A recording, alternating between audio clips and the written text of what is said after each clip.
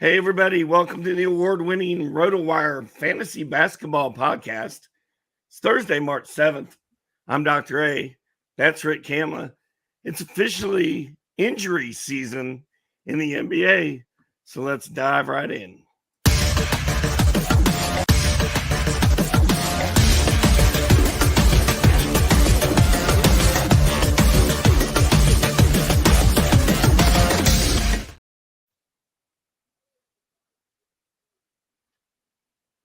Mute. Rick, you're muted, I think. God bless America.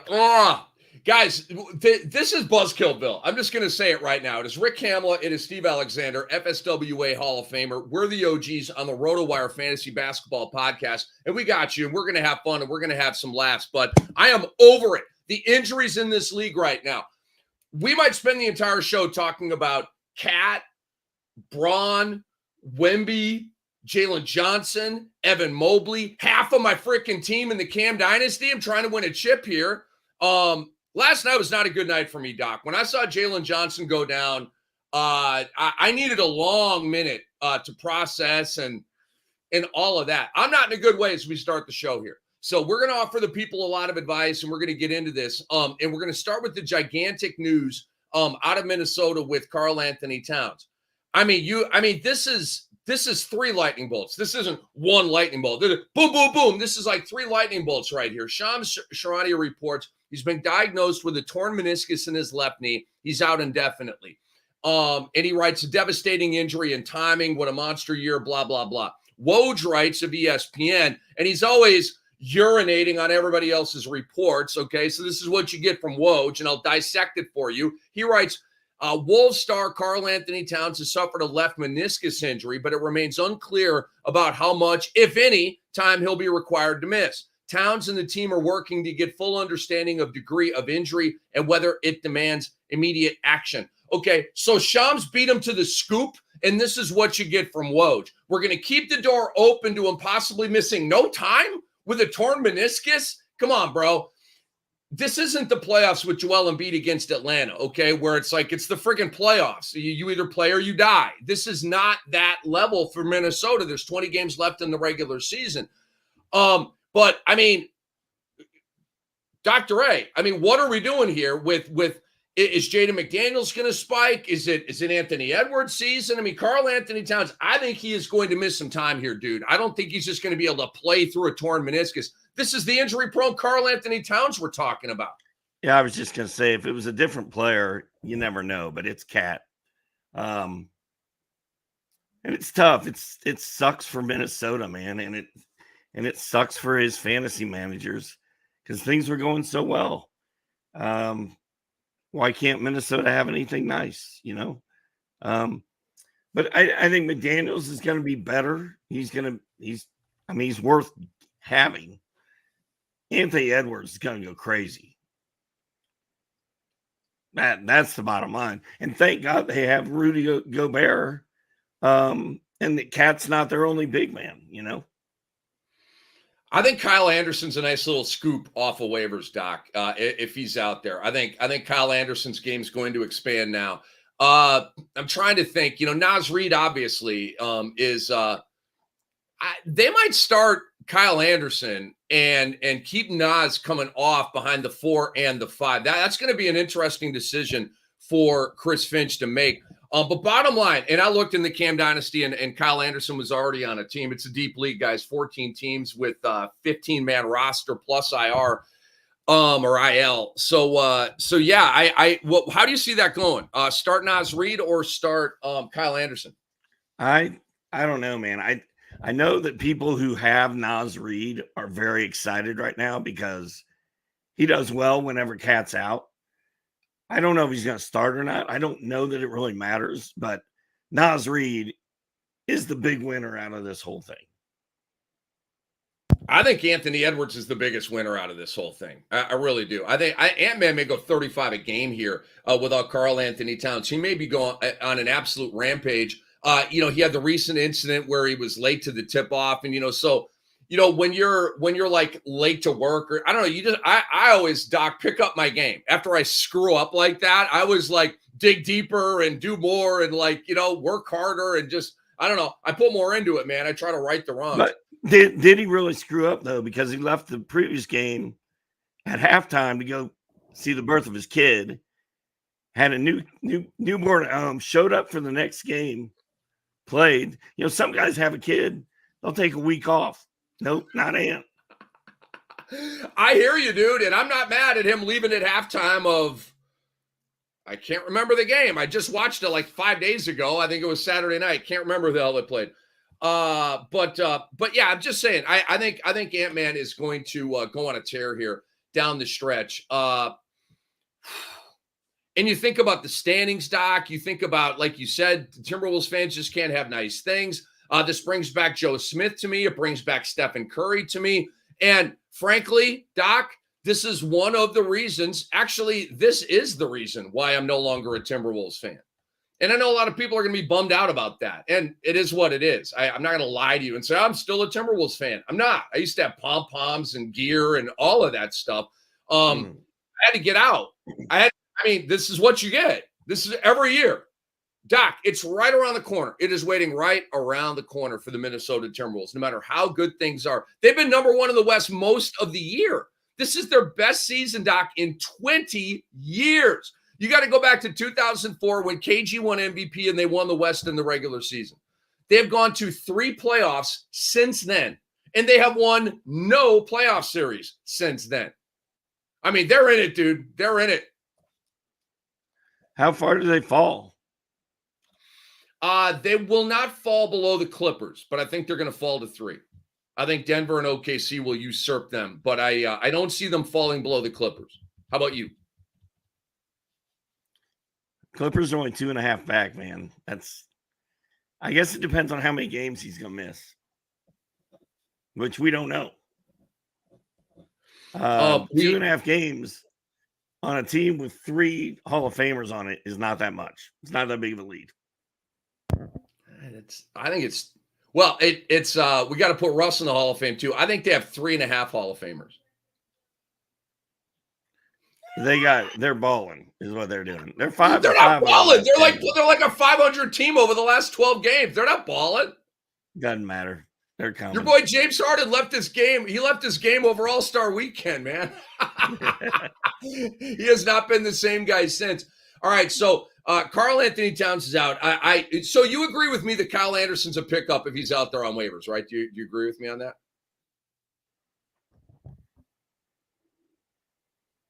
Yes. All right, guys. Okay, go ahead. Naz Reid is way more of a pickup.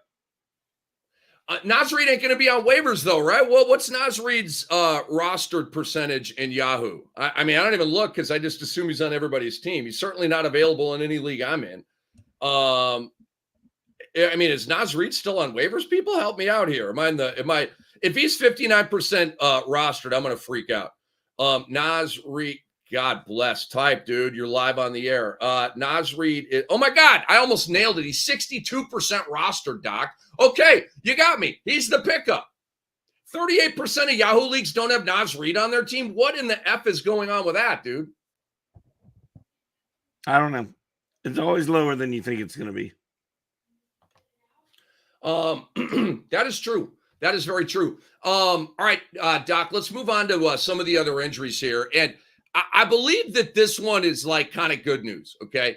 With LeBron James leaving the game last night. I mean, you hear that, you're like, how could that be good news? ESPN has a report that he limped off, went into the locker room. Look, the Lakers were getting destroyed by the Sacramento Kings, okay? So there was a little bit of the let go of the rope factor with this. James said after the game, and after getting examined, he said, I'll be all right. It's just my ankle. It's just what I've been dealing with before the All-Star break. After the break, I'm just managing it the best way I can. He said there's no specific play that caused it. He said, I played the whole third, sat a little bit to start the fourth. When I got back in, it's just kind of whatever. It's just something I've been dealing with. And a source familiar with the injury told ESPN the ankle pain is being caused by wear and tear, okay? And and James said some games are better than others. I didn't feel it at all against OKC, and I didn't feel it at all until the fourth quarter tonight. So each game, each day is different. This reminds me of Kobe Bryant near the end of his career and listening to some of the quotes that he had about this. Some days he felt great. Some days he didn't. Okay. But Doc, this is not MRI machine. This is not Shams and Woj with a big breaking news thing, right? This is like manageable. He might miss a game or two. He might miss Friday's showdown against the Bucks and Giannis, but I don't like, and trust me, I got Bron in the Cam Dynasty. Okay. I need this man. I'm getting way more buzzkill vibes out of Jalen Johnson, Evan Mobley right now than I am LeBron James. How about you? Yeah. I mean, the way he walked off, he wasn't really limping. He wasn't mad. I think he was just done. I think he was mad at the way the game went. And I think he was mad that his ankle was hurting a little bit. But, I mean, this is the least of my worries out of all the guys we're going to talk about today. So let's talk about another one, Doc. Evan Mobley. And this one is spiraling in a negative way. So I'm watching the game the other night. They're thrilling come from behind win over Boston, the Dean Wade of it all. And Dean Wade spiked for 20 in the fourth because Mobley got hurt towards the end of the third. It was a direct correlation. And he turned his left ankle, Doc, coming down from a dunk. All right. I mean, you see that happen all the time. It didn't look that bad. But now we get Shams Charania saying he's likely to miss extended time. Last night I was seeing Bottom Line's report he's going to miss at least 1 week. You have Max Strus out indefinitely with a knee strain. You have Donovan Mitchell out indefinitely with a knee issue, a bone bruise, and he just had a PRP injection. And so, Doc, let's get to some pickups here. The ripple effects, right? You got Dean Wade as a possible pickup. You have Isaac Okoro as a possible pickup. You have Sam Merrill, who was 0 for 9 last night against the Hawks. How, bro? How? The Hawks. Not the Celtics and Drew Holiday, the freaking Hawks. Okay, who are you picking up out of that group?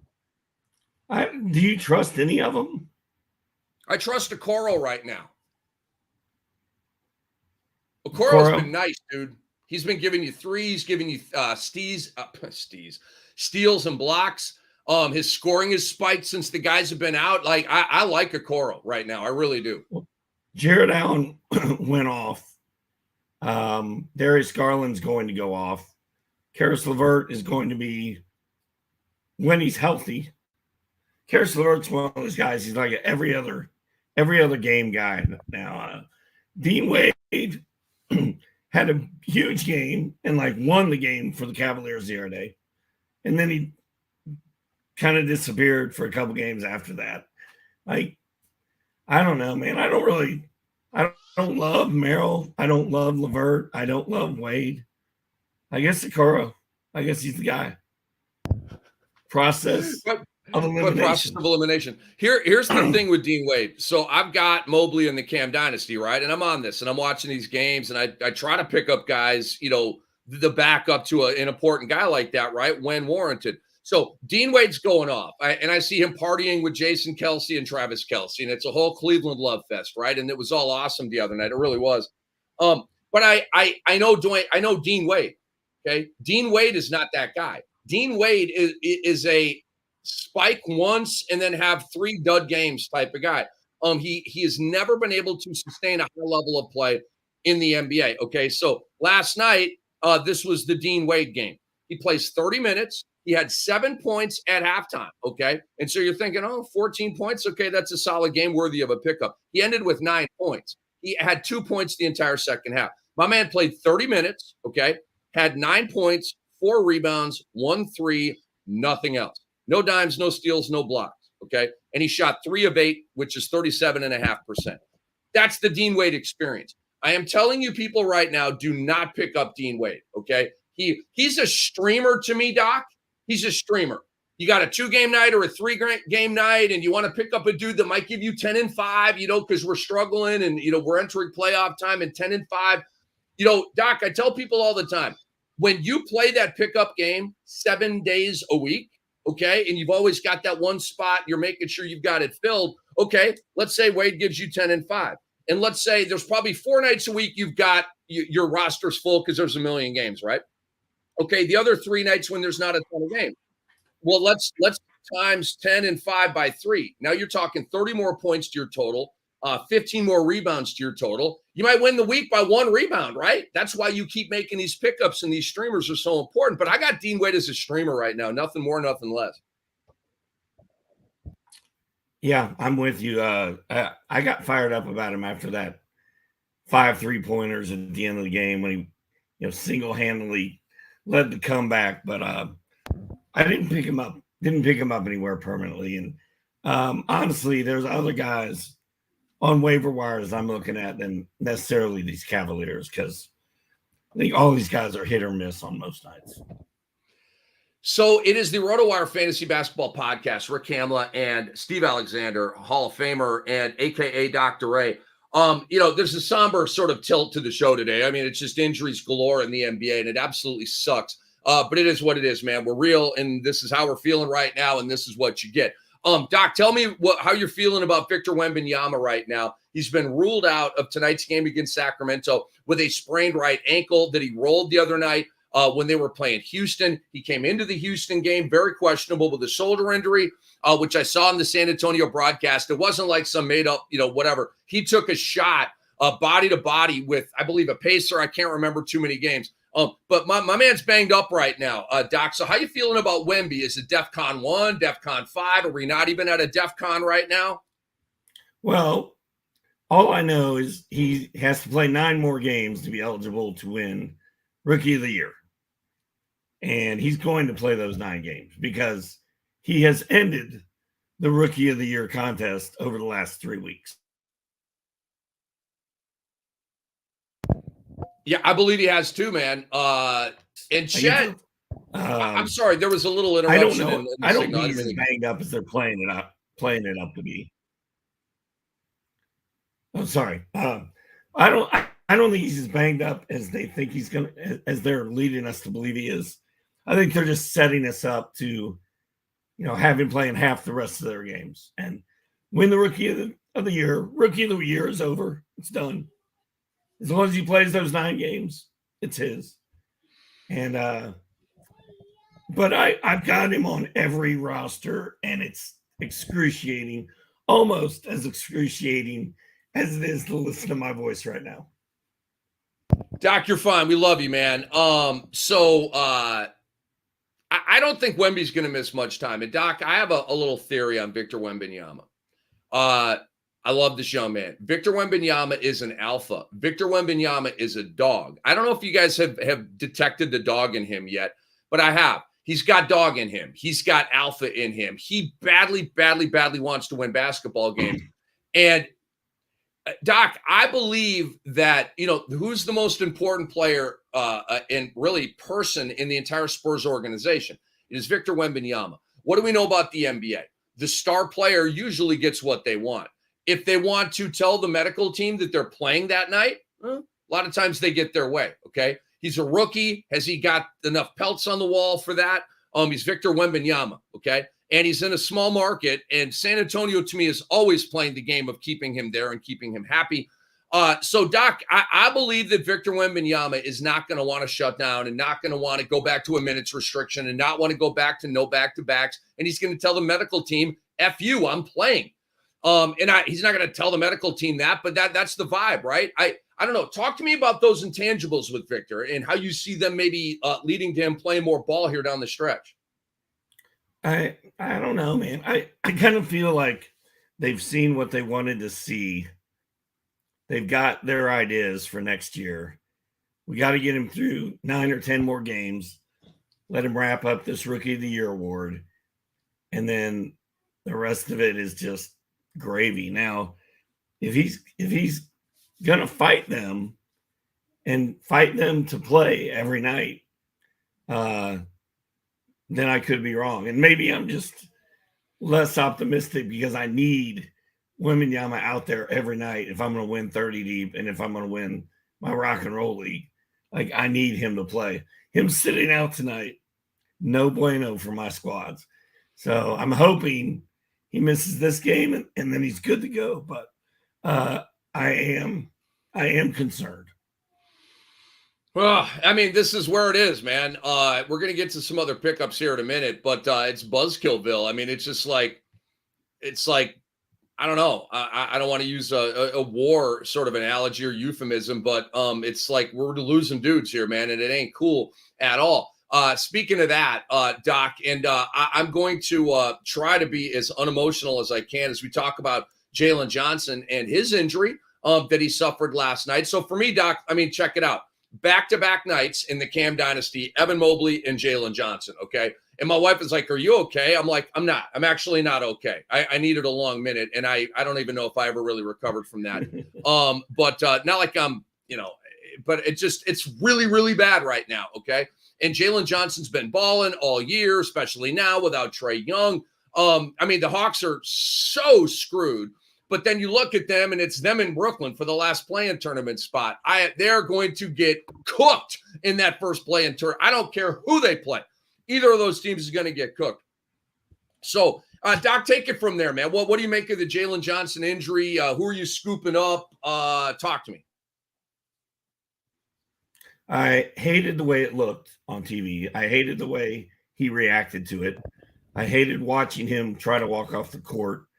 It feels like, I mean, it's got to be at least 3 games. He's probably on crutches today. It means Sadiq Bey and DeAndre Hunter are going to both go off for the next week or two. I would say this is in the Cam Thomas realm. Cam has missed 6 games for the Nets, and I think Jalen's going to miss 3 to 6 for the Hawks. Will they still be a playoff hopeful when this is all said and done? I don't think so. They are. They will be though. They're still. They're 3 games up on Brooklyn right now, and Brooklyn, by the way, is not going to tank. They don't have their draft pick. Okay, so Brooklyn's not going to tank. They're going to continue to put their best out on the floor as best they can. Obviously, they're very ravaged with injuries right now.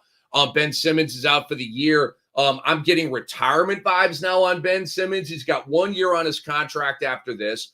I don't see anybody in the NBA getting into him in the summer of 2025. Maybe one team says, screw it, veteran minimum contract. Let's just see if there's anything left of Ben Simmons.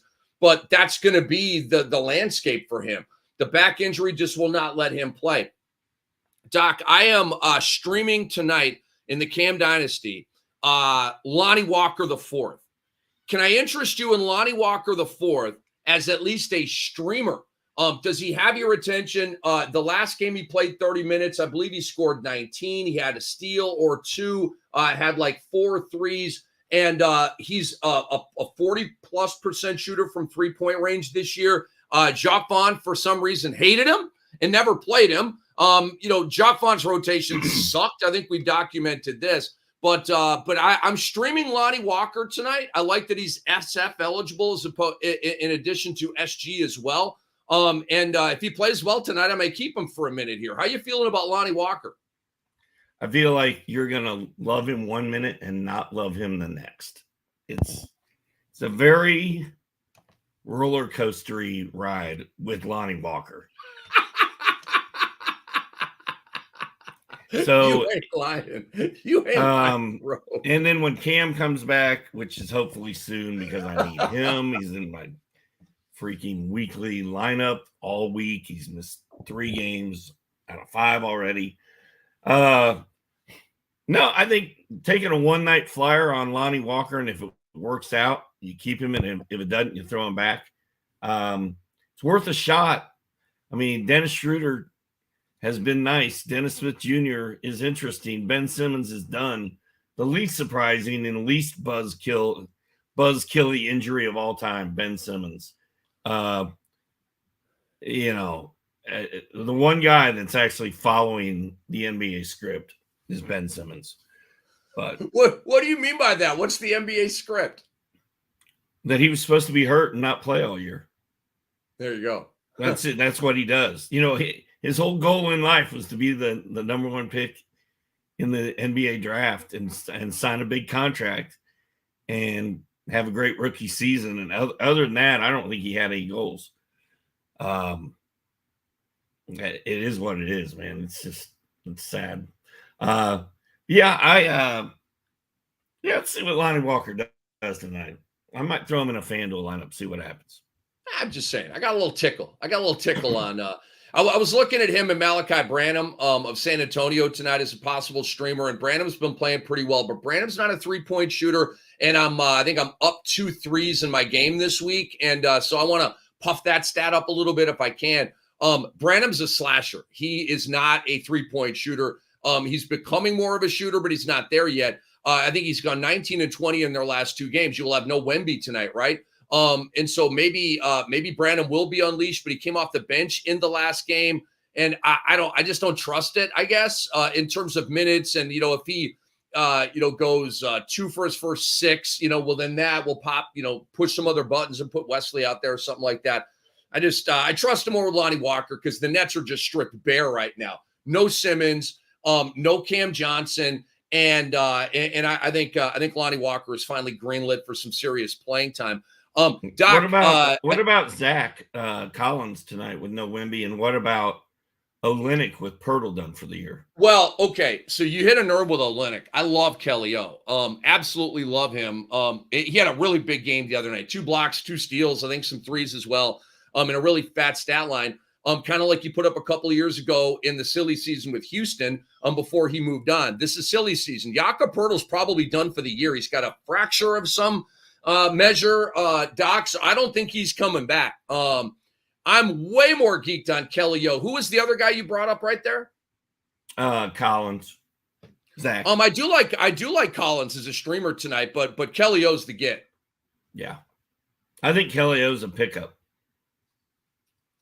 I think Kelly O's more than a streamer, Doc. I think he's a guy that is going to be. No, you should pick him up.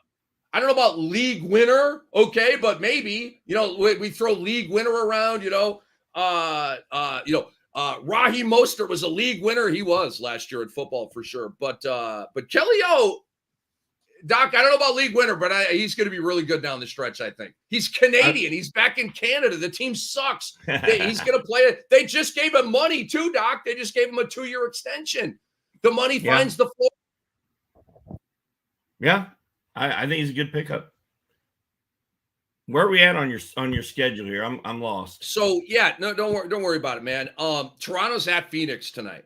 So Kelly O's a good streamer or pickup, and Zach Collins. I mean, it's Sack. Sack sucks defensively. Okay, so that's a good streamer right there. I know you want to talk about DeAndre Ayton, Doc. So give me your thoughts on DA out there in Portland. Here on the RotoWire Fantasy Basketball Podcast with Rick Kamla and Steve Alexander. What do you got to say about DA? I mean, I just don't know what to say about him. Are we witnessing him being shut down? Is he coming back to play? Yes, no. Jaren Jackson Jr. showed up last night, had a terrific line. We haven't seen Ayton in 4 games. He's got a hand-wrist thing. It sounds like they want him to play through it. I don't know if he wants to play through it, but I do know your guy, Duop Reith, who you were tweeting about 5 or 6 days ago, looks really good. I did some investigation in Duop Reith, and it's not, he's a big man. Okay, he's going to give you some blocks. No, he's a good 3-point shooter, guys. He's giving you the threes and the D. Portland is right now 5th in the lottery standings, Doc, at 17 and 44. They have a chance to get below Charlotte, although unlikely. Portland, the last 2 years, has shut down their guys. That was with Damian Lillard. One of those years they had a chance to make the play-in tournament if they went for it. They decided to pull the plug. They've already pulled the plug on this year. Shaedon Sharpe is out. Scoot Henderson is out. Malcolm Brogdon is out. I was actually surprised to see Jeremy Grant back out there for Portland last night. They're playing all these young guys. And so I don't think – hi, Lolakoy. How you doing? And Doc, here's the thing with DeAndre Ayton. DeAndre Ayton doesn't have a motor. He doesn't have a fluctuating motor. He doesn't have a motor, okay? So he is going to have the opportunity to chill and bag money without playing? He is all about that life, dude. He ain't trying to go out there and, I don't want to turn an ankle on this horse bleep Portland team. I think we've seen the last of DeAndre Ayton this year, Doc, which pivots us to Duop Reith, a Tumani Kamara, and possibly a Jabari Walker. I think we all like Reith right now, but do those other two guys interest you right now? And do you agree with me in my theory here that I think we've seen the last of DeAndre Ayton this year? Wow. I think Ayton's going to play. I think Ayton's going to come back and play. But, I wrote in my mailbag column last night, or today, actually. It should be up today on RotoWire. If you need to cut DeAndre Ayton to get into your fantasy playoffs, then you do it.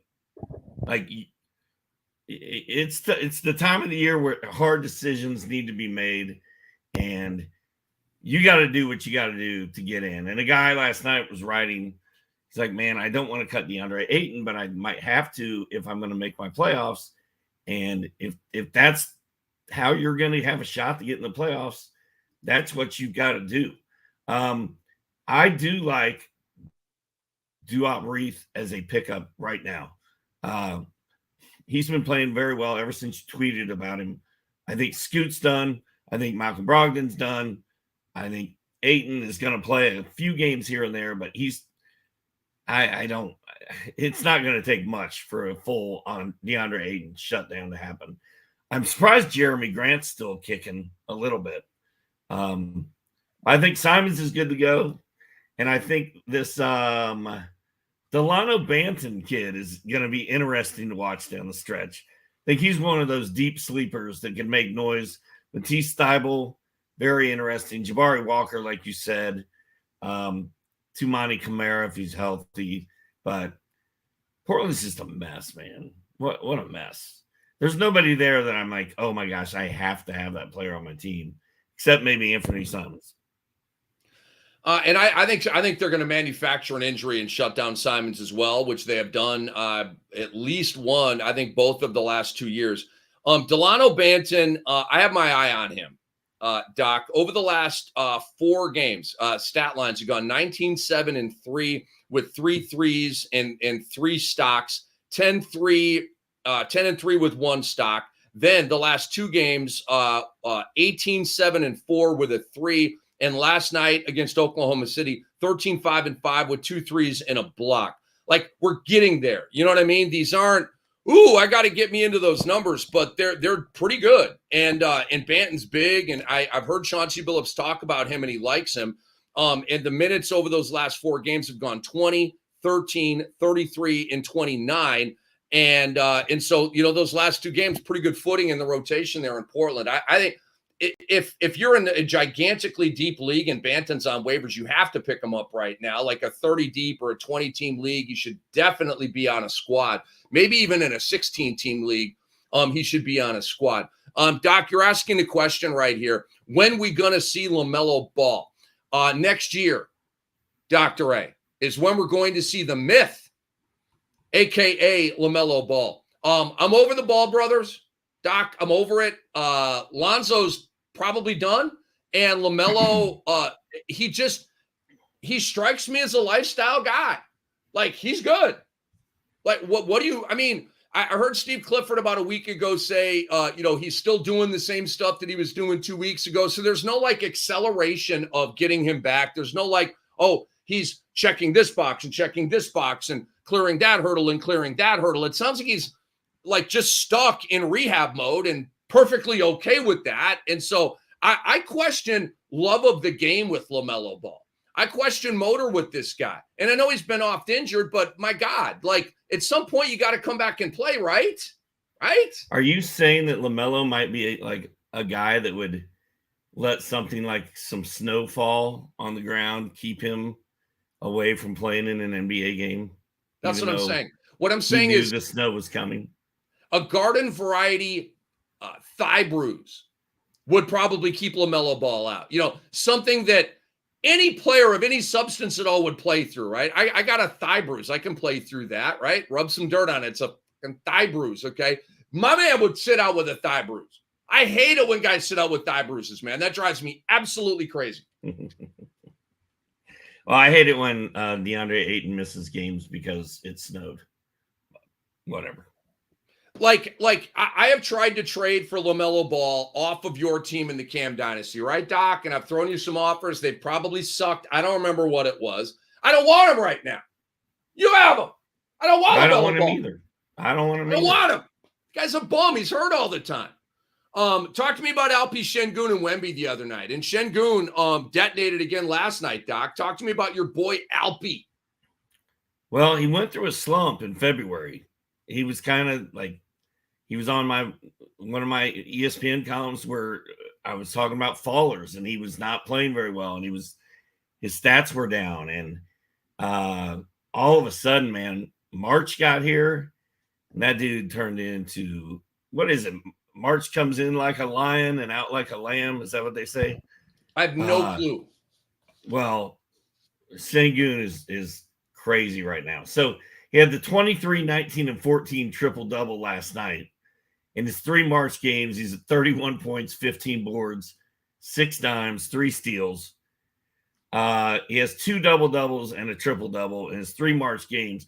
My question is, how are we ranking fantasy centers for next year? Because Jokic has easily, without any thought process, been number 1 for 5 years. And then after that, you've got guys that can fill in the blanks. But now you've got Wemby, you've got Chet. Sabonis has always kind of been number 2 behind Jokic in my mind the last couple of years anyway. Oh, no, Joel Embiid, obviously. But you got Sabonis, you got Embiid. But what do you do with Wemby and Chet and Sengun? Because Sengun, I think, has a chance to be just as good as Jokic has been next year. I like this conversation. Let me I'll challenge myself here, Doc. I will spitball with you right here. I wrote down Jokic, Embiid, Davis, Anthony Davis, Wemby, Chet, Sabonis, Cat, Bam, and Alpi. Let me just roll through here for next year. Jokic is number 1. I'm sorry, he just is. Number 2 is Victor Wembanyama, Dr. A. Number 3, I would put Joel Embiid. Who would I take number 4 out of this group? Give me Anthony Davis at number 4. At number 5, who am I taking out of this group? Defense is becoming an issue here, Doc, as I juxtapose Alpi and Sengun. Sabonis, rather, and Sengun. I will still take Domas over Alpi. Then I will take Alpi at number 6. Then I will take Chet at number 7. I will take Cat at 8, and I will take Bam at 9. So I got Jokic, I got Wemby, I got Embiid, I got Anthony Davis, I got Sabonis at 5. 6 is Alpi, 7 is Chet, 8 is Cat, 9 is Bam. You got any problems with that? No, but I think Sengun is going to be better than that in the end, and I think if I get the number 1 pick in my draft, I'm taking Wemby in all of them. Over Jokic? Yep. Wow. I'm convinced. Well, I'm convinced too. So he's at 20, 10, and 3 assists and 3 blocks and like 1.5 steals and like 1.5 threes. I mean, my God, the sexiness of this stat line, and it just keeps getting better. Next year, Doc, we're probably looking at like 24, 12, 4.5, maybe 4 blocks. Damn, maybe 2 steals. He's gaining on Jokic, dude. My man is gaining on Jokic. Dude, you know me with the fantasy gold. You've talked me into Wemby, bro. You've talked me into Wemby. The rankings I'm looking at right now, I've got Jokic at 3 on this season, and Victor is at 8 right now. And that is a rookie. That is his rookie season. SZN. Hey, wow. My voice cleared up. I can talk to you. That's nice. Come on, man. I'm taking. We broke in some ground here, dude. We broke in. I like this isn't something that I've thought about at all. Okay, we're in the here and now. We haven't gone to the playoffs yet. Doc's hitting me with a next year vibe. Okay, cool. Let's go down this road. Let's hit this rabbit hole. I mean, I can't believe I'm here right now saying somebody other than Jokic is going to be the number 1 overall pick next year. Wow, we have gotten here. We have gotten some. I would take Wemby over Luka. I would take Wemby over SGA. I would take Wemby over, LeBron and Durant and all those guys. I think the only player you don't possibly take Wemby over is Jokic, and I'm even taking Wemby over Jokic because I don't care. Jokic is at 2.2 stocks, right? 1.2 steals, 0.9 blocks, somewhere right around that area, right? Wemby is next year might be at 6 stocks per game. Doc, Wemby is going to be unfair. He is unfair. He is unfair right now. He's unfair right now, but I mean, the numbers are only going to get better. This guy's going to be doing quad doubles, like quadruple, triple doubles. I guess that's a completely stupid thing to say. A quadruple double. I think a quintuple double is possible with this guy. My God. So on the fantasy, on the RotoWire Fantasy Basketball Podcast, Rick Kamla and Steve Alexander, Hall of Famer, we have just broken ground here. Nikola Jokic will not / should not be the number 1 overall pick in fantasy basketball next year. I can't believe I'm saying this right now, Doc. Weird. All right, Doc, I want to talk to you about a couple of other guys here before we hit the comments and talk to the people out here. I have dropped GG Jackson in the Cam Dynasty. I'm over it. I'm over the GG Jackson thing, youngest player in the league. I know it's a dynasty league, but I've got a lot of guys. I'm probably not going to be able to keep him based on what I've got on my roster right now. So he's kind of in that pickup mode, kind of in that churn and burn little window that I've got on my team. But Doc, here's the cold hard facts to the people. GG Jackson gives you about 11 points. He gives you about 3 rebounds. He gives you about 1 assist. He gives you no defense. Gives you about 1.7 threes. Okay. And here's where it really hurts. His shooting percentages. Oh my God, are they bad? He shoots in the 30s. You're getting a lot of 4 for 14, 3 for 10, 3 for 8, 1 of 9, blah, blah, blah. I'm out. And I think the guy's going to be a nice player. He can really stroke it. He's got depth on his 3-ball. He's a little bit bouncy. I need to see more of that translate to the defensive end. Like, I got my eye on the young fella, Doc, but I have sent that kid back to waivers. Well, you were the leader of the GG Jackson fan club. You were the one that has analyzed his stroke, his shooting stroke. You have watched him grow up in, you've just talked a lot about GG Jackson. I knew it was going to be a rough ride, dude. It's a roller coaster. And now that you've gotten rid of him, you watch. Triple J is going to get shut down, and GG is going to probably just be a monster. I disagree, and I'm not worried about that at all because Taylor Jenkins has GG Jackson in this lane, in this box. He doesn't start. He only plays like 22, 23, 24 minutes.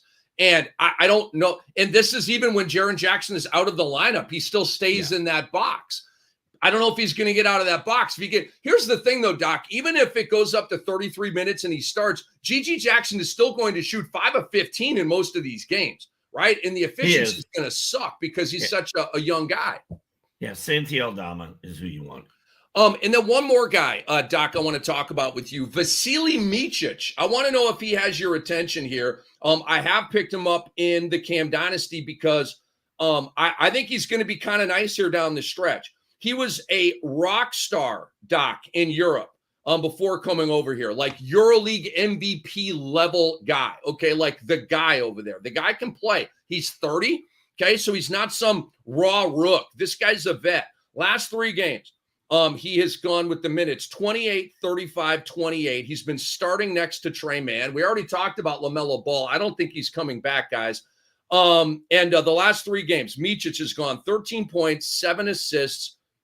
My thing just changed on me. 13 points, 7 assists, 2 steals, 1 3. The next game was 12, 2, and 6 with 2 steals and no threes. And the last game was 21, 5, and 4. 2 steals, 1 3, made 8 of 15. Doc, he is not going to greatly impact the 3-point line. he's going to be between, I believe, 1 and 1.5 threes down the stretch here. He's not going to get up to 2. He's a really good steal guy, and I went through his numbers, his European numbers. He's a really good steal guy. So that's a number that I believe in, okay? He's an awesome dime guy. So he's going to be 7, 8, 9 dimes, maybe not 9, like 6, 7, 8 dimes a game, I think. He was a really good scorer over in Europe, so I do believe in a 15 to 20 window for him to score. Maybe it's 13 to 18, but you get my point here. He's going to be putting some points on the board. Decent rebounder, about 3 a game. And a pretty good shooter overall. Like, he takes good shots. He's a driver, gets a lot of buckets at the hoop instead of just settling for jumpers. So does Vasilije Micic of Charlotte have your attention? Vasilije Micic. He did not, but he does now. He's on a nice little March run. 13, 12, 21 points, 2 steals a game, 6 assists, like you said. Not shooting it very well from 3 so far. Not shooting it great from the field, but man, they're giving him minutes, and there's nothing left to play for in Charlotte. You might as well let him play. I like it. They just traded for him, and he's on a contract that goes beyond this year.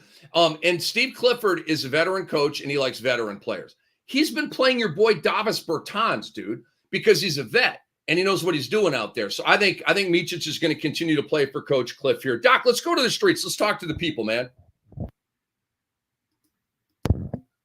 You want to pull up some comments? You want me to do it? I'm pulling it up right now.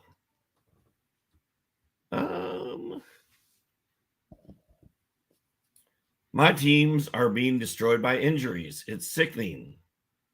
The OGs. Living legends. This is great. There's no questions. They just love us, Rick. It's great. Here we go. Jay Sizzle wants to know, is Cat a drop at this point?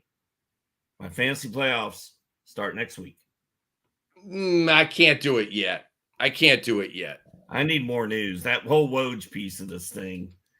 I need to know if there's a real possibility that Cat is not going to miss a game. It's just too early. I need a little bit more detail on this.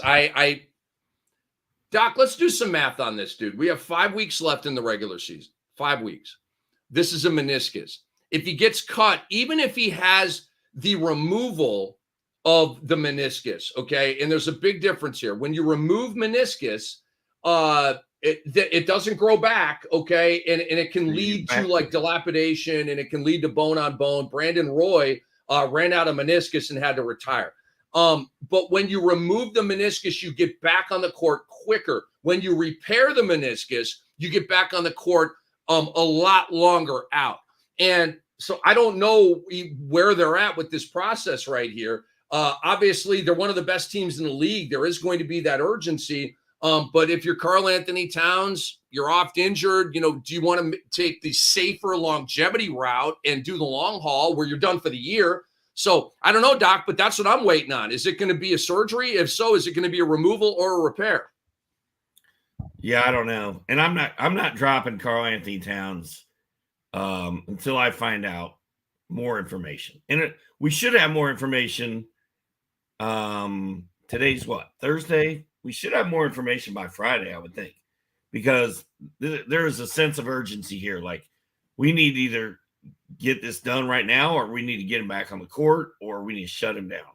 So I think we're going to have some sort of answer coming. I wish it was somebody other than Karl-Anthony Towns, though, because, whether he has it removed or repaired or just is going to play through it, there are other players out there I have more faith in to show up and do it every night, It sucks, man. It really, really sucks. Like people that have, future bets on the Timberwolves and this kind of thing, that ticket's dead. They winning the West, going to the finals, all this, it's dead. It ain't going to happen now. Unless Cap plays through this, and I guess that's possible. Go ahead, Doc. Paul said, today is my league's trade deadline. I really need you guys' thoughts. I was offered Jamal Murray and Kelly Olynyk for my Anthony Simons and Keontae George. Should I take it? Paul, I need to know if this is a dynasty league. or if this is just a regular redraft league. I bet it's redraft. Then I'm doing it. I'd rather have Jamal Murray and Kelly O down the stretch than Simons and Keontae, and it's not even close. I like Keontae a lot the rest of the way. These 2 illness games have killed me. I had to cut him, and I'm not happy about it. Like you said, Portland shuts guys down, so I'm a little worried about Simons. The Nuggets are no longer the kings of the West, and they have to fight for everything they get now. So I think Murray's going to be out there. I think Olynyk is going to be a good play. In Toronto, I like that side of this deal as well. Take it. This is a layup to me. If it's a redraft, this is a layup. If it's a dynasty league, I may not do it, but in a redraft, it's a layup. Take it and run. Aditha wants to know who you like, Gafford or Paul Reed. And why doesn't Dallas use Gafford properly? It's driving me nuts. Well, Doc, why did Jason Kidd start Dwight Powell over Christian Wood last year? Tell me. Talk to me. I don't know. Okay. Because Jason Kidd's rotations suck. That's why. Dude, I get it. You tanked to get Derek Lively. Derek Lively's a bouncy young big, drawing comparisons to Tyson Chandler. I understand all of this. I understand that Luka lobbing to Derek Lively has happened more than any other lob combo in the league. I understand all of this, okay? But who is a better basketball player right now, Dr. A, Daniel Gafford or Derek Lively? Daniel Gafford. It's not close. Gafford should be playing to me 28 minutes, and Lively should be playing 20 minutes, and that's how you do it. The old Tibbs thing, right? Where Robinson and Hartenstein, and they just get the 48, and they don't play anywhere else, and that's what you get. That's what I would be doing if I were Dallas. But Jason Kidd's rotations have been mystifying for years now. I say Paul Reed. Based on that, I say Paul Reed. I don't see Kidd changing this and giving us what we want. He never gives us what we want. And so I would rather have Paul Reed than Daniel Gafford. If you watch Dallas play, Gafford's still really important to what they do in real life. And he's contesting shots. He's getting hustle points. He's making plays. But he's not getting enough minutes to really make a huge fantasy impact. And I still don't trust B-Ball Paul, but I trust him. I trust his rotation and his minutes more than I do Gafford's. Jose says that Tyler Hero was dropped. Is he a pickup over guys like Asser, Thompson, Bagley, or Middleton? I mean, I don't want to mess with Middleton because he's hurt. I don't want to mess with Tyler Hero because I don't know when we're going to see him again. So I'm not picking up Tyler Hero right now. I want somebody who's healthy and somebody who's going to play. And out of that list, I think it's Asser Thompson. Man, this is a tough one. I agree with you, Doc, but if you're in a position where you have maybe if you've got like a really small bench and your bench has to become starters and you can't afford to miss man games, then the Hero pickup is tough. If you are in a spot where you've got a deeper bench and you can stash, some formats, it allows you to stash. Some formats, it's so condensed, it does not allow you to stash, especially if you're hustlers like me and Dr. A and you want to win every night and every week, with no exceptions. I mean, there's got to be, a mindset of destruction out here. You've got to want to destroy who you're playing against, not just, oh, you know what, I'll get them next week. No. That ain't going to work, man. And most of the people here, you guys are the fantasy savants like me and Doc, you all understand this. But if you have a deep, stashable bench, I would pick up Hero because I don't think he's going to miss a ton of time here. He had a hyperextension of the knee, so that's always dicey here, Doc. But Miami is in it. They're trying to stay out of the play-in tournament right now. They're definitely not going to shut down Tyler Hero. So I think he's going to come back here at some point. I would scoop him up if the situation was right. All right, we got one more, then we're out. It's not that exciting because we already talked about it, but are you trading? What are you trading for Naz Reid right now? I am. I think if you can get Naz Reid for a reasonable deal, you do it. But his value is obviously a lot higher today than it was yesterday. So you're going to be paying more than you maybe should be for him. So it's kind of a slippery slope. Am I trading for Naz Reid? It depends on what I'm giving up. I mean, I'm not going to give you, like a hotshot guard for Naz Reid. I'm not even sure that Naz Reid starts. I'm not. Will he play more? Will he score more? Probably, yeah. But will he start and really take off? Will he be the new starting four of the Minnesota Timberwolves? I don't know. They love Kyle Anderson. Here's a better question. Who is the pickup with Cat out? Naz Reid or Kyle Anderson? Well, it's Naz Reid, but like I said, if Naz Reid is on waivers in your league, that's a bad look for your league. But yeah, I'd be going Naz and then Kyle, but I do think Kyle's a pickup. Yeah. I mean, I would trade for Naz Reid, but it's such an open-ended question. It's impossible to answer. Like, what exactly would I trade for Naz Reid? I don't know. I'd have to think about that. Man, I look into it. Get creative. Do something. Don't offer the house and the car, though. You know what I'm saying? Because you don't know. You can't assume that Naz is going to become a 20-10 guy all of a sudden. You can't assume that, man. He may linger around where he's at right now. Coaches are weird, man. Coaches don't like to change a whole lot, Doc. So they may keep Naz in the lane that he's in and put Kyle in that starting lineup. Let me look up something here real quick. Let me look up how many starts KA has versus Naz. And because I got a point to make off of that. Kyle Anderson this year has started only 4 games. Okay, so maybe I'm wrong about this speculation. Let me look at how many games Naz Reid has started. And the Timberwolves have been really healthy this year. Naz has started 0 games. So when they've had optionality, if Jaden McDaniels is out or something like that, but he's a wing, not a big, so that's not really a good comparison right there. So I'm chasing my tail right now, and all I know is I'd rather have Naz Reid, and I could see him going up by 2 or 3 points, Doc, going up by a rebound or 2, but I don't think he's going to just take off and go crazy here without Cat. I have a question for you. Where was this John Collins in Atlanta?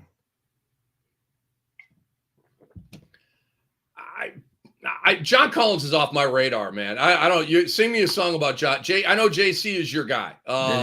He's been balling. He had 6 blocks the other night. They're shutting everybody down. No marketing, just like you said.